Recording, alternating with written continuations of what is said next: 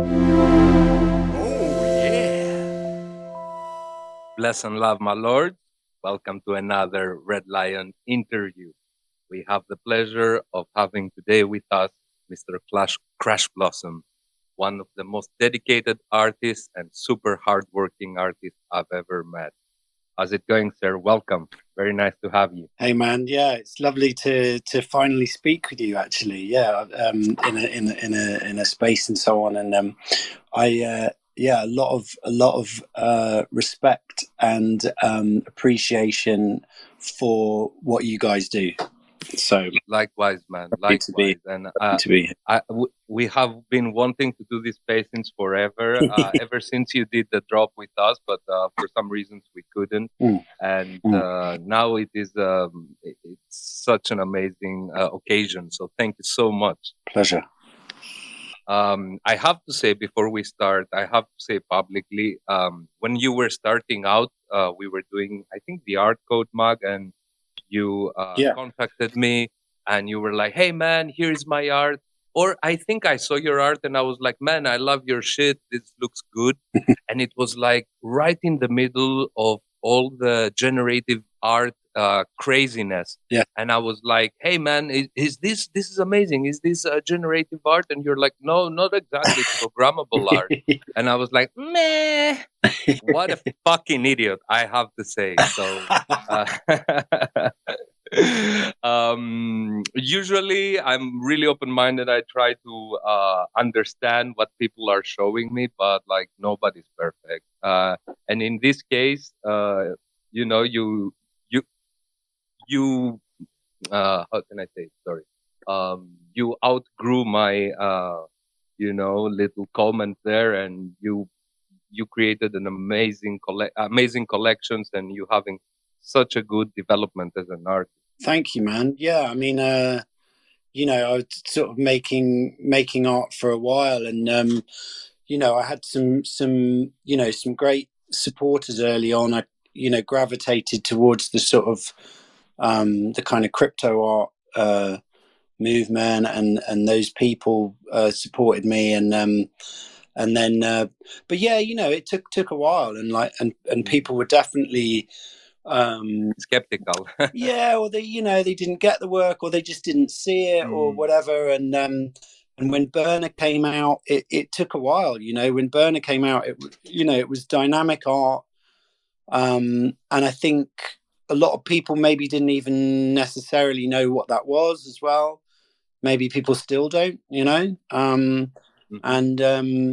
but yeah, bit by bit over. Maybe we should write more content about Burner. Yeah, I think so, and I think in general, dynamic art, starting with Right Place, Right Time by Matt Cain. It's dynamic crypto art is it's a whole other thing, and I think there are many people working in this area now, and and pushing the boundaries. So there's a lot that could be written about it. I think because it can't really exist anywhere else. This stuff, it's native to the chain, and it could only be done with the blockchain. Yeah, I'm still kicking myself. I wasn't early on this when I had such a great opportunity. But yeah, amazing. Let's start breaking the ice a little bit. And can you give us a little bit of like your origin stories? You don't have to share anything personal if you don't want to. Just a little idea, like how did you start with art and eventually with crypto and NFT? Sure, man. So I had a hard time at school. I was kicked out of 3 schools in a row, and I got into art school, but then I managed to get kicked out of there too. You mean art school? Yeah, got kicked out of there as well. That's so punk. Yeah, I think I just didn't. It wasn't for me. But I pursued art since I was very young. I put on a show with some friends even when I was 15. I've had my work exhibited in a few sort of group shows in decent galleries in Berlin, London and stuff. But it's not ever been something that I've kind of pursued as a career. Instead, I worked in digital branding as a creative director, and making ads and stuff as well, and making digital products and installations and all kinds of stuff for brands, just trying to push the envelope a bit there creatively. And so You were one of those artists that working and not have a portfolio, right? right, For a time. yeah, yeah. And it's funny though, because I was in my Discord, I was looking back at some of the work that I was making in like 2014, digital work, as well as, because I was painting stuff, but abstract work, but I was also making digital work, and it's funny because a lot of the same themes that I'm kind of exploring now, I was exploring back then, so so I suppose it shows that one's personal obsessions don't go away. It's just you need to find a place to express them, I suppose, something like that. And the NFT space, yeah, like when I became aware of it, it was somewhere. Were you into crypto before, or you went just straight into it? I had a Bitcoin wallet in 2013. Let's go. Yeah, I was on I had a Bitcoin wallet. I was on Mt. Gox. But it's like I didn't really get into it. I kind of got put off by a lot of the stuff that I was seeing around. So I like crypto bro culture and stuff. It really put me off at the time, and so I didn't really pursue it, and I didn't really learn, I think, enough about the potential. Like I kind of got it, but it was like I didn't really see, like with Bitcoin, where it could go, and that kind of came much later. And in 2020 I kind of got a bit into the DeFi the DeFi stuff. Learned about impermanent loss and all these kind of these sorts of silly things, But you were OG. You were already rugged by Mumco. Right. Well, no, I did, because I didn't have anything on there, so I was all right. But I did get I got the crypto graffiti T-shirt, Mount Gox T-shirt, because I remember it, But no, luckily I was not rugged. But yeah, it's the NFT thing just made a lot of sense to me, having come out of the web and having like innovated a bit there and pushed it a bit there. When you found the NFTs, did you have like an incredible explosion in your head, and you couldn't sleep and researching stuff until you figure it out? I remember like at first it was so mysterious. I remember seeing like, you start going into the collections and seeing like it's like this other world, right? I think I got MetaMask mobile, and they had some links that were on the homepage. They used to have some links, and there was like Art Gnome's introduction to NFTs was there, and oh, that's very nice. There was and John Orion Young, the Joy stuff was there. I thought that was really cool. Absolute OG. I remember not minting squiggles, right? And I could have gotten. I always regret not getting squiggles, actually, because I was minting them, I was minting them to support. I was like, right, who's gonna be looking for these things, man? yeah. But they were cool, like I still they are super cool, yeah, like stuff like that. I actually like my favorite. I'm not a generative artist, and it's not really my area. Like a lot of the art blocks that I really like are those kinds of ones. Like I like the squiggles, I like Galaxis, I like Algobots by Stina. Like that Gazer. kind of Gazers. Oh, I missed Gazers as well. I had to tell Matt the whole story of how I missed that, man. Yeah. Yeah, I wanted those too, but then they moved so hard. Yeah. Yeah, man, that's great. Very, very nice to get some insight and how it feels for every different artist when they join the space. What was the first collection you minted? Was it Burner? It was, you know what? It was, I remember it was uh Avogotchi. It was Avogotchi. And like I thought Avogotchi was just mad because it's like these it's art and it's like these little creatures, but Yeah, like they're financialized, you know? Like I just thought that was so crazy. It's kind of but then I think like at the time that I joined as well, there were like a lot of big sales at on Super Rare. It was like a lot of three D art was selling for loads of money, and there was certain artists I remember like were tweeting their auctions live, and you know, and and in fact not only 3D art, but I remember that was quite one of the kind of big that was one of the big sort of metas then, and it was so noisy. Like when I came in, you know, and it was just sort of before the Beeple sale, you know, and yeah, then that happened, and it was like there was just so much noise, and I remember going into you know, Mocha, French Mocha, they hmm have these crypto voxels galleries, right? Um, I used to spend quite a bit of time in crypto voxels, and I would just sort of fly around and look at stuff and listen to the music and stuff. And I went into the Mocha galleries and saw a lot of the stuff that they had from kind of like 2019 up till you know like 2020, 21, I They also guess. have Red Lion OG NFTs. Do they? Yeah. Well, it doesn't surprise me, man. It doesn't surprise me. And that seeing that stuff, that was literally like the kind of red pill for me. You know, it's like I kind of went, Oh, oh, okay, so there's a movement. you understood the art economy that was developing, and you It had was like the the light economy. bulb moment. Yeah, it was the economy. It wasn't so much the economy as it was like it was these people Hmm who were doing their thing. Like it was just artists who had an artistic practice, and then they were putting it on chain, and then some of it was like crypto art, right? Like you know, you knew what it was about.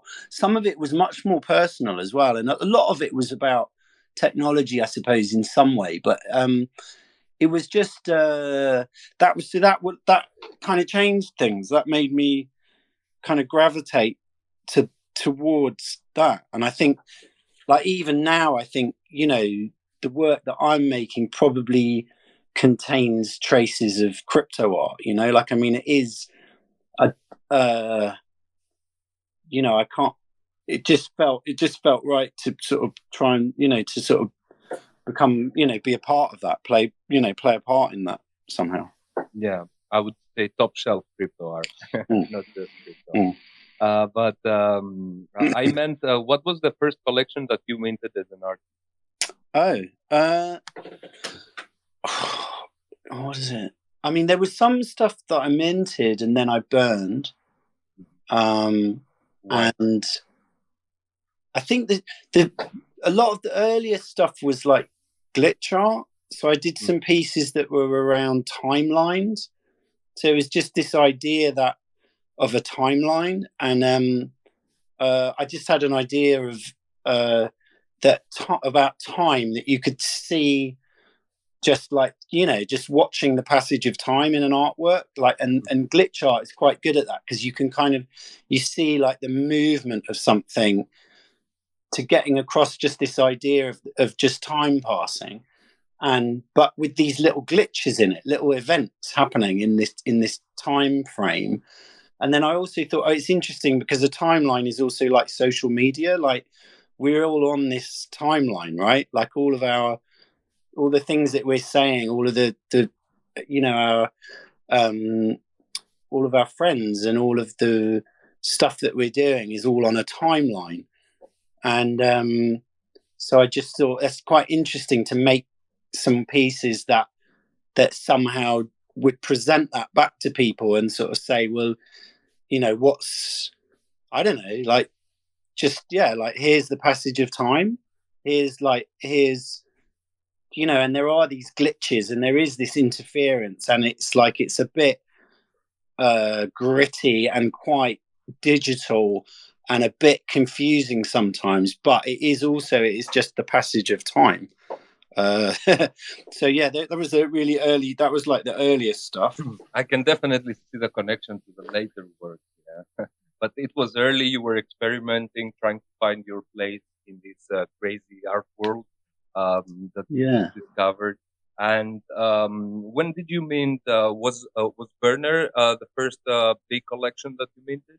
yeah, yeah, First programmable one, right? yeah, yeah, that's right. Yeah, Burner came after, some other sort of experiments in AI and stuff. But it was the first time. I'm trying to remember, because I think it was basically inspired by two collections I'd seen. Right Place, Right Time, which measures, well, which responds to Bitcoin volatility, and it kind of comes in and out of focus as a result. And then the other one was Salt, and Salt is, it's a collection of 180 pieces where the artworks automatically change hands between the collectors every day. Oh yeah, I remember that. That was by fingerprint, right? Yeah, yeah, Hmm. yeah, yeah. They So were so expensive. yeah, they went up to like 30 ETH, I think, Fuck in my life. end of 21. Yeah, yeah. They're about, I mean, So they're much. quite cheap now, like relatively speaking. But yeah, I think, but what was really nice about those was that it was like that there was no ownership. So like if you own one piece, you owned the whole collection, and in fact everyone else did as well. And so you would see the artwork that you held then being passed to another collector the next day. And it was just, I just thought, it's just, again, it's like you said, like the element of time again. It's kind of part of it. Exactly. And Um, you release Werner, and then you contact me, and I didn't understand it at the time. God damn! But I'm But not. I'm not a coder, and I think it's the stuff that I'm doing. I'm trying to push the envelope a bit, mhm. but I give coders massive headaches, and that's, in a way, that's kind of like, I see that as part of my job. It's like if I present an idea to a dev, and they're kind of going, what, then it's, then I kind of carry on, because it seems like it's probably going in the right direction. But it's like uh, with I have huge respect for people who can code the work themselves, but it can take a lot longer, and it would certainly take me a lot. Like, I do understand the technology. Like, I try to understand it as well as possible to be able to sort of push it. But it's uh, but um, but yeah, I do. I work with some really great guys to achieve the various effects in the artworks and stuff. so since you mentioned that, do you mind giving us a small window, a little bit of like a peephole into your um, process, your artistic process, and how do you come up with the ideas, and how do you go about executing? Hmm. Hmm. Yeah. So so like with gold, for example. With gold, it was, the first couple of months was just looking at imagery. Uh, so I was taking imagery from the internet, like kind of like image library stuff, basically, like uh, what do you call it? Clip art. A lot of it was clip art, and then so I'm taking these kind of PNGs and putting them through, sometimes very little in terms of filtering, sometimes a lot in terms of filtering, and like stretching them out and cutting them into bits, and putting them into 3D space and turning them around, and then saving them down as SVGs, and then trying to layer up those SVGs together just to see what it looked like. So there's a good couple months, I think, where I was just looking at the visuals, and then we needed to write a little bit of JavaScript put them together and to animate them. And then bit by bit, we start to build the functionality. Like, how will they behave? How will they respond to events? So with gold, the idea was that the artworks would be, like you guys are saying in your article, the artworks are sort of self-aware, so that the collection as a whole is self-aware. So the artworks will change according to events in the collection's own market activity, on-chain market activity. And it takes a long time, because you go backwards and forwards. Well, does this thing happening feel right for this kind of event, or should it be something else? And so I'm constantly adapting the visuals as I go along as well.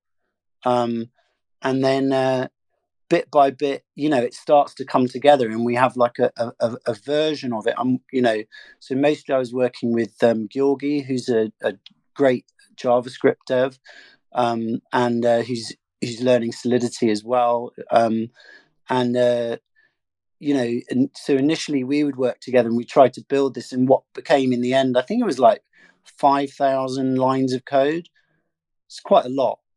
And then we start connecting this up to Solidity, and trying to work out how you can connect together the JavaScript and the Solidity, so that they're both working in tandem. And adding new color palettes as well, still sort of playing with the imagery and stuff, swapping around bits of functionality. It's a very long process. It's a 7-month process, and basically full time as well.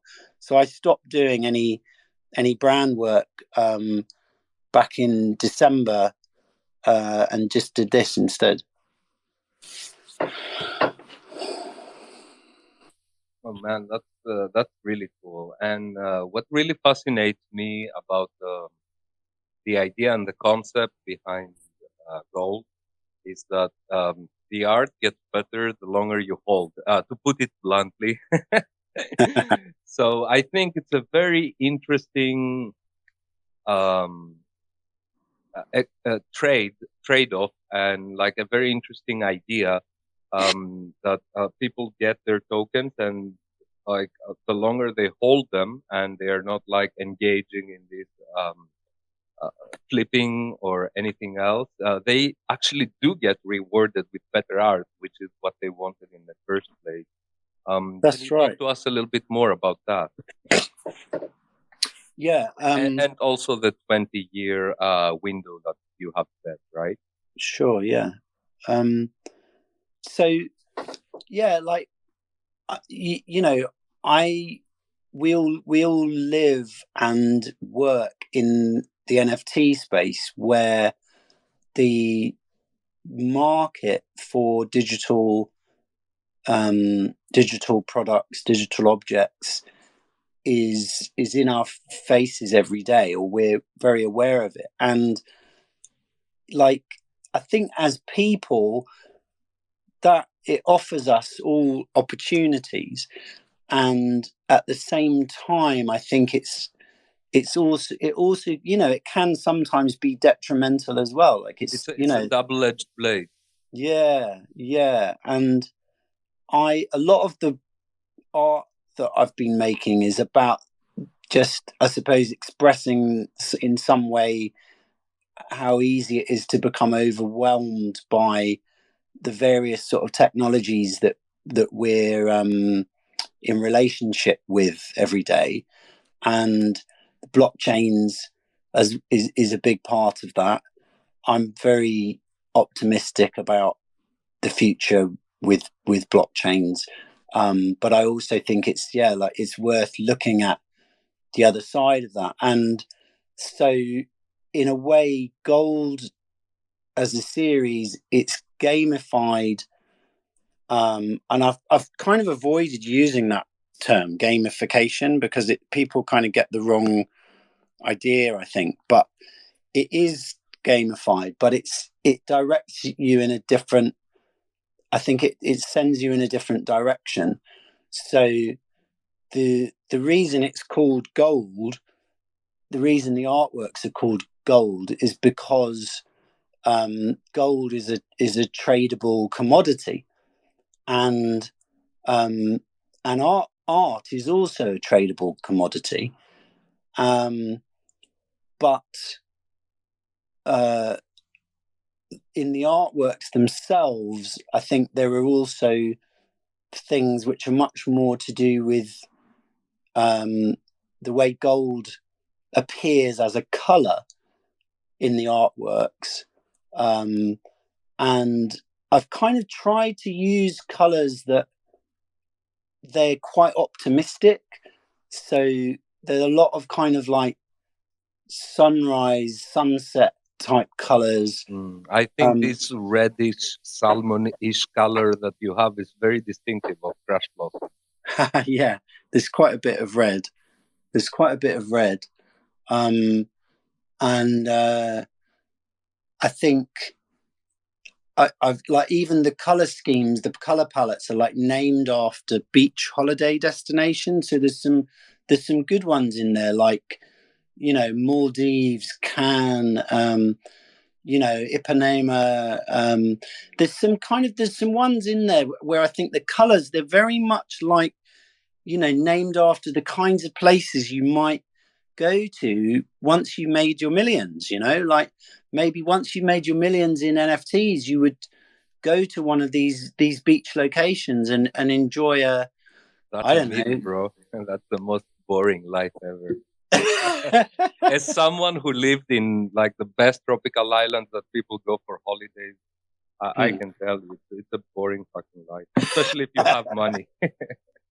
Yeah, I mean, it's so, but so the artworks are quite optimistic. Yeah. They also they're colored in such a way as to draw the viewer in, to try and attract the viewer, which, you know, is to do with standing out on the timeline, hooking collectors in, and then I think, like, over time, hopefully, what people do is they start to see little glimpses of things. The more time they spend with the artworks, certain things will kind of come out of the artworks that they might remind themselves of an event or a place or somewhere real or somewhere made up or something, and they'll, hopefully the artworks will kind of grow on people. And that's why the gamification is such that the longer you hold the artwork and don't flip it, the more it develops, And also basically. from the collector's perspective, you are holding it and you feel like you are doing something, even though you're not doing much, but you feel like you're doing something. Your nothingness affects um, the evolution of the artwork for sure. And there is a reason to go back and look at it in the future again and again Mm-hmm. and again, as opposed to an artwork that you know how it looks like. Yeah, Seen it like a million times probably. I get it. It's, yeah. I think you're right. I think it's all gold does is it bases the way it behaves on the way collectors behave, and it's not inventing any kind of new behavior in particular. It's not really asking people to do much more than they would normally do. But the collectors are part of the artworks, and if you flip a piece, it will show up. If you sell a piece, all of the artworks in the collection will respond live. If you approve a piece for sale, you know, for listing, um, all the artworks will respond live. Same as if you transfer it. There are all kinds of dynamic behavior in gold which are connected to collectors' behavior, and so anyone who collects gold becomes a part of the artwork ultimately. Yeah. And it's one of the things that's quite interesting about it is to see, like, you know, talking to collectors in the Discord, and some guys, they're happy to hold long term. Some guys, they prefer to flip a few pieces. And like when I start telling them about how it works, or they start reading about it, and like they're actually some people are quite triggered by it, Yeah. um That's a good sign, right? it's a good sign, And right? also justice. But it triggers me as well, because I Mhm. get to see if a piece is being sold, and a royalty is being paid or not, right? And that's very triggering for me as well. So we're Also, all if the royalty gets paid, does the artwork also have experience changes, or does that play a there. role? There are some changes that happen short term, and some that happen long term. So the Oh wow, stuff that's interesting. so the stuff that's related to royalties is quite short term. It happens in 10 minutes, and so people have to be I love it, online man. That's so online. well thought. But if you flip a piece, like if you sell it within 3 months of mint, or within 3 months of the last sale, it will show up on the artwork.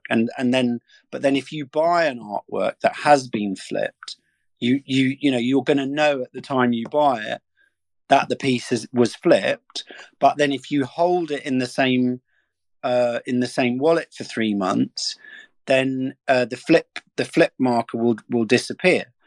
Oh wow, okay, it's negated. So you define flipping as like selling it before the 3 month mark, right? Yeah, Okay, that's very interesting. it's an arbitrary sort of it's an arbitrary timescale. It's not, but it affects the artwork, as as many of the other actions that collectors can make do too. Yeah. That's so cool, man. When artists ask the artist asks those complicated conceptual questions, I really love it, and this is when you see the best art coming out. Especially watching you playing with the notion of like the evolution of the artwork, and gamifying the aesthetic, not like as you said, gamification is a poor term, but this is actually what's happening with the aesthetics. I think it's super interesting, and tracking your collections from the past, we can see how that came to be. But where do you take it from here? What's in your mind for the future? Well, I do think, like, I mean, I'm not sure, because we just launched it, and I'm actually just in the process of decompressing. It's like we launched it last week. You kind of think to yourself, oh well, things will calm down afterwards, but they don't. It's the opposite. So spent a lot of time on social media. Then I went to Glastonbury Festival as well, on the weekend, which was good.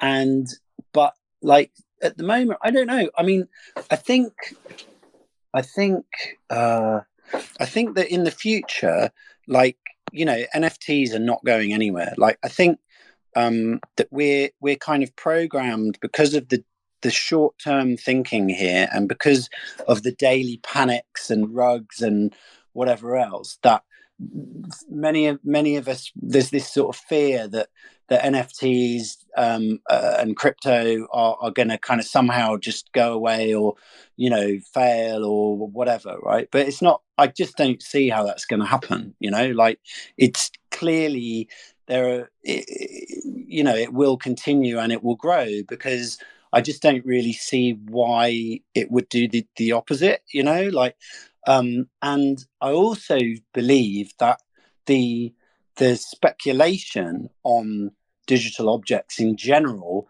and whether that's art, or it's games, or music, film and TV, whatever, whatever new stuff we haven't even imagined yet. Like, I think that the speculation isn't going away either.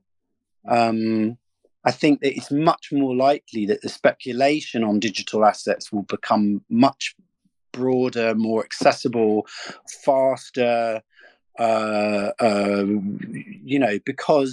because people have access digitally, right? It's accessible, basically, right? People Yeah, can do it.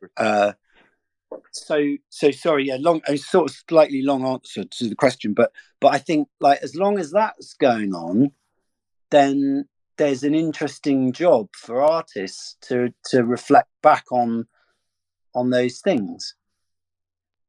I would say that it's their duty, Mm, mm. right? It's always Well, the artists that you know have what to you're ask those talking about. questions. Yeah, yeah. They have to educate us with wonderful work. Like, as I mentioned at the beginning, I not only admire your passion for your work and your amazing work, of course, but also there is an element that I really love about you, and this is the stewardship that you provide to the collections that you release and the collectors. And this is a testament to that. Even 1 week after your drop, you're still out here talking with us, doing spaces, promoting their work. I see you. We talk on Discord 24/7. You are online in there with everybody. I fucking love that, man. And this is amazing. It's So, good. It's good that I'm a social media addict. Yeah, well, this is exactly how artists should be doing things, in my yeah. opinion. No, I agree. Yeah, I don't know. It's fun, isn't it? Hmm. It's you know, there's a lot going on here and a lot of cool people. And you know, like I mean, we missed each other in Lisbon, but it's like it was just so. It was such an amazing event, wasn't it? It was like, The best. yeah, yeah, such a good vibe. And you know, just meeting people. You know, I can see in the audience here. I can see Metageist. I can see Jean, Ezra. You know, Hervé. I mean, you know, we just had. It was just we had such a time. You know, and I'm never well, very occasionally disappointed, but like, but.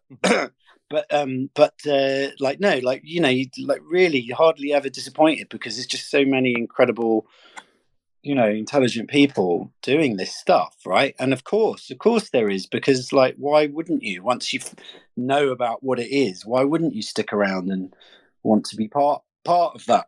Yeah, that's what I think. When I posted our spaces on the Punk Discord today, punks were popping up saying, "Hey, I love Crashblossom. I'll try to be there." Oh, So yeah, your work also is very beloved by the punk. ooh, well, that's good. That's nice to hear. You know, I was saying this in a the other day, is like punks actually have a lot to answer for.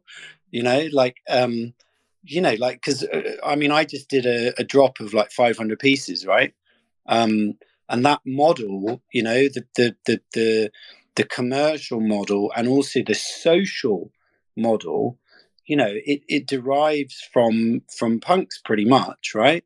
Um, and it's you know, I think that's another thing about dynamic art, is that this, you know, is really interesting, is the social aspect of it. And I do hope with gold that in some sort of subtle way that the fact that collectors are part of this kind of performative, this performance sort of aspect of it is you know, it's changing people in some little way. It's making people just a little bit aware. You know, it's not about making judgments. It's more just about like bringing a tiny bit of awareness into the stuff that we're doing, you know, in the marketplace, and socially, you know, between ourselves. And I don't know whether it achieves that or not, but that's certainly part of the thinking behind it.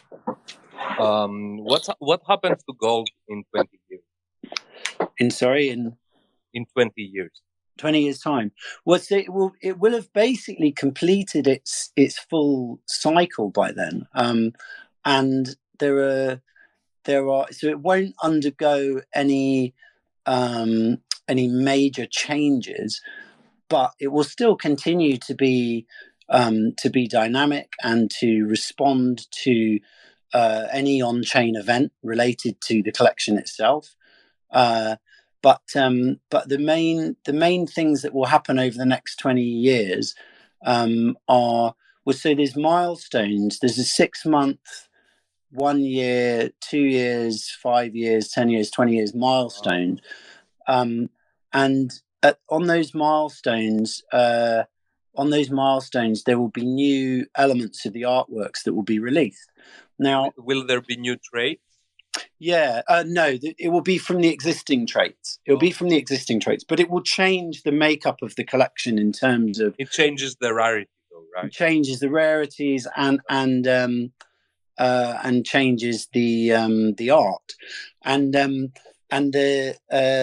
you know, it's some of those elements are they kind of appear automatically for everyone. So there are some which are just universal that everyone gets, and then there are other elements, the kind of larger pictorial elements, which you have to claim.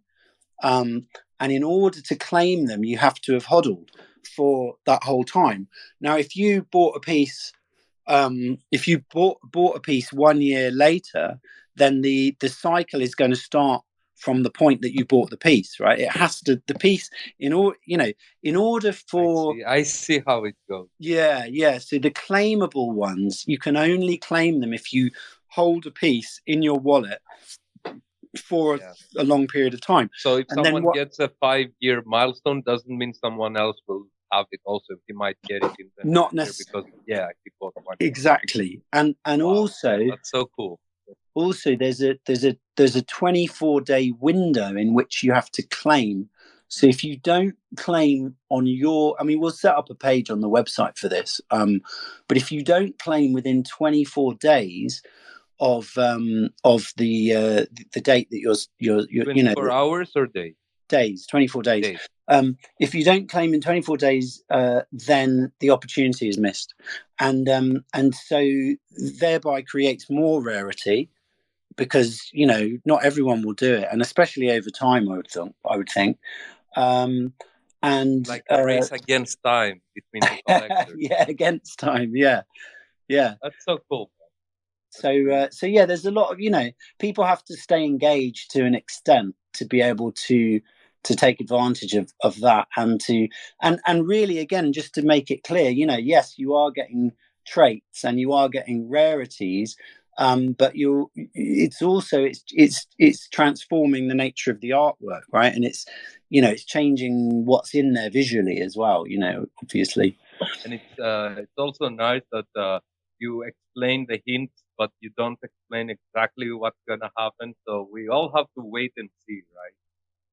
Well, yeah, and some of it is going to be, and some of it will be out of my hands as well, because we, I set probabilities for certain things, traits and stuff in the artworks, but there's also randomness, and the randomness comes from the transaction hash from the contract itself, and there's a second source of entropy that we mix with that as well, and so yeah, some of the changes that will occur to the artworks, I wouldn't be able to tell you. I would say that gold is perfectly designed for your cold wallet. For what? Sorry, man. For your cold wallet. Yes, it is. Yeah. Oh, and the claims. Yeah. So we'll support Delegate Cash for the claims. So you don't have to move it. Obviously, you wouldn't want to move it out of the cold wallet in order to make the claim. So you can do it with Delegate. It's it'll be really interesting to see what happens, right? Because I think Xcopy did this thing on Deca recently, right, where it was attesting whether you believe in crypto art. And the artwork loses pixels. Like the pixels go white if people don't go and attest their pixel. Did you see that? It's quite cool, actually. No, I missed that completely. That's so great, man. That's so it's very similar, actually. It's a very similar kind of mechanism, which I actually wasn't aware of until one the dev that I was working, the Solidity dev, OXJJ, he works for Deca, and he actually worked on that as well. So but I found out later, because we were designing this claim mechanism, and he explained how they were doing it, and it's quite interesting to see like who does come back and attest, who does come back and engage and stay engaged, and who doesn't. Who right? actually said yes to crypto art, but still comes back. But the image, it lost a lot of pixels actually already. You know, I'm just not on surprised. Yeah. But that's so cool. That's really cool. Amazing. Man. I will dive into it after that. Yeah, man. Um, Yeah. Also, thank you so much for giving away one gold today with us. I think the contest went really, really well. We have like over 100 comments with guessing the number. Yes. Awesome. So if you want to do Yeah, man. the giveaway now, that would be great, man. So, All right. So let me just double check. I'm looking at. All right. Who's in the chat? Okay. All right. So I'm giving away gold 400, and there were actually two people that answered this, so I'm going to pick randomly between you, basically. And the winner is Mad Yak. Tried to do some analog sound effects. Yeah, I don't well have done, them. mate. But Do you want to, Mad Yak? If you want to request, if you want to talk, I mean, it's up to you. But you want to request to talk, it's up to you. Tell me the name again. Sorry. Mad Yak. Mad Jack. Mad Yak. Yak.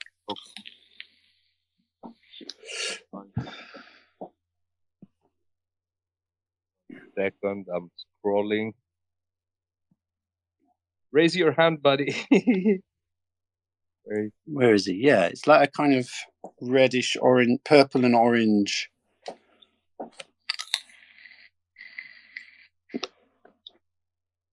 Maybe he doesn't want to talk. I cannot see. I cannot find him in the crowd. And big shout out to every single one of you coming in. Usually we read out everybody's name, but it's so many of you. Thank you so much, guys, for showing up. Yeah, thank you all for coming to this event. Cannot find them. Can you he requested. Okay. Yes. There we go.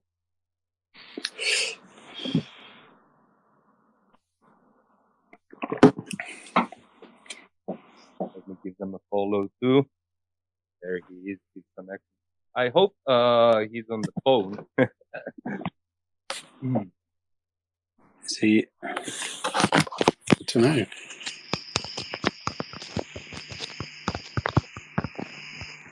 Is he not? He's not able to to speak. He DM you.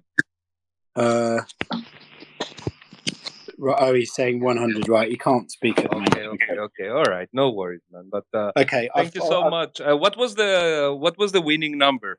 400. All right.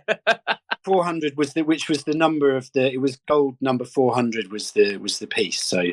Oh wow. Okay, so this is how it was selected. All right.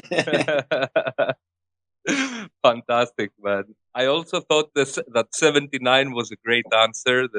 That was really clever, actually. Yeah, I didn't even think of that. Yeah. Yeah, that's too clever. Very, very smart. Maybe we should give him a little something like a participation. Yeah. Something like that. But yeah, great guesses, and thank you so much, everybody, for participating and putting your comment there. I thought it was a great contest. It wasn't just a giveaway; it was a little contest, very easy and simple, and you get something really cool. Now, all you need to do is hold it for 20 years. Brilliant. Man, I want to thank you so much for coming in. And also, thank you so much for doing an art drop with us in Red Lion the final week of 2022. Anytime, yeah. No, it was a real pleasure. It was so nice from you, man, because you were already exploding at the time. And I know that, like, when someone is becoming bigger and bigger and bigger, maybe then the collaboration with us looks a little bit like a punch down. But you are such a champion, man. Yeah, No, man, no. thank you It's so much. no. Look, it does. You get really busy, right? I mean, that's the main thing. It's like the more the more I'm doing, and it does take a lot of work anyway. So it happens. But no, I'm there are people in this space that I really um, respect and want to work with, and I don't think you guys are not going anywhere. I'm hopefully not going anywhere, and so we can carry on. We do more in the future. 100%. Yeah, yeah. Big No, shout out appreciate to it. OMZ Punk and Filtered Art for putting it together, the collaboration, the original collaboration Yeah, between us. Yeah. yeah. No, there's a lot of people in the audience. I'm very grateful to collectors and supporters, friends, so on.